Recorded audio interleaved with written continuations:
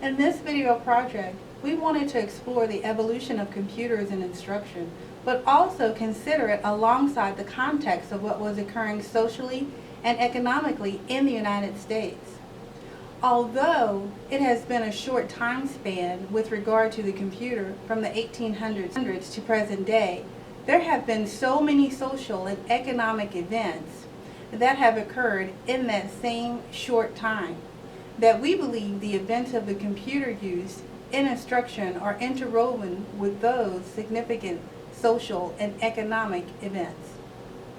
When considering the computer and how it was developed in the educational and military settings, it is important to consider who was involved with the development and who benefited from the development of the computer. In the next few minutes, we will walk through our timeline and discuss some of the significant events that have occurred in the involvement of the computer. We will also highlight a few of the women and people of color who have overcome prohibitive social and economic barriers and made significant contributions to the development of the computer. Let's begin in the 1800s. Charles Babbage, the father of computers, was developing his analytical engine. Working alongside Babbage was the Countess of Lovelace, Ada Byron, an English mathematician. Ada is considered by many as the first computer programmer, which is hugely significant since she was a woman and it was the 1800s. In the 1920s, there wasn't a true computer as we know it today. However, there was instructional design and technology, and Pressey's multiple choice machine or punchboard device was probably the earliest form of a pseudocomputer that was used in education. Since we are in the 1920s, it is important to consider that during this time socially, white men of higher means were the ones who were allowed to be educated. Women and people of color had few, if any, rights. People of color usually held jobs of service in manual labor, and their children were not guaranteed an education. Women, although they might be educated, were expected to primarily be homemakers and mothers. Spanning from the 1870s to the 1950s in the South, Jim Crow laws imposed racial segregation and created a climate of separateness socially and educationally. During the 1920s through the 1940s, there were strict limitations imposed upon immigration, also creating a disparateness socially and educationally. In the 1940s, the development of the computer truly begins. The Mark I was created at Harvard and the ENIAC or ENIAC at the University of Pennsylvania. This breakthrough was incredible, but again, it was limited mostly to those of higher means who were able to go to college and whose work would be accepted on a college campus. Many colleges were not open to people of color, and although women might attend some colleges, the fields that they were allowed to pursue were often limited to things such as nursing, teaching, and home economics. Another exception to this was Grace Hopper, who was a programmer. She worked on the Mark I computer at Harvard. In the 1950s, the development of computers to specifically play a role in education began with Gordon Pask from IBM and B.F. Skinner. These men are credited with some of the earliest teaching machines. Some of the first computer languages were being developed during this time. During the 1950s and 1960s, racial tensions began to grow drastically in the South, and people from across the nation became involved because the outcome would affect everyone and would change American history. The call for desegregation and equal rights for all people led to violence and social upheaval, but ultimately the beginning for change. This change did not happen rapidly nor easily, but because of the pioneers for change, doors did begin to open for those who had been completely marginalized up to this point. Roy L. Clay was a significant exception during this time. He was a man of color who had taught himself much about computers and computer languages. In the 1950s, he worked as a computer programmer at Lawrence Livermore National Laboratory in California.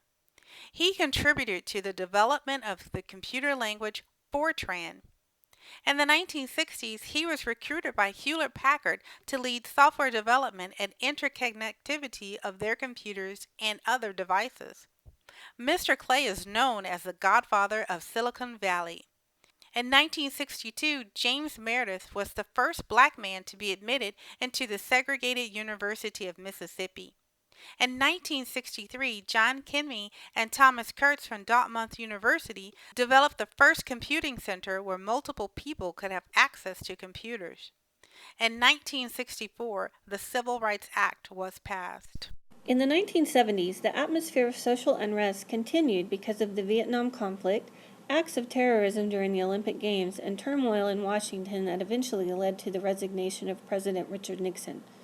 During the 1970s, computer development continued, and in the late 1970s, Murray Turoff and Roxanne Hiltz from the New Jersey Institute of Technology were credited with combining classroom teaching with online discussion forums.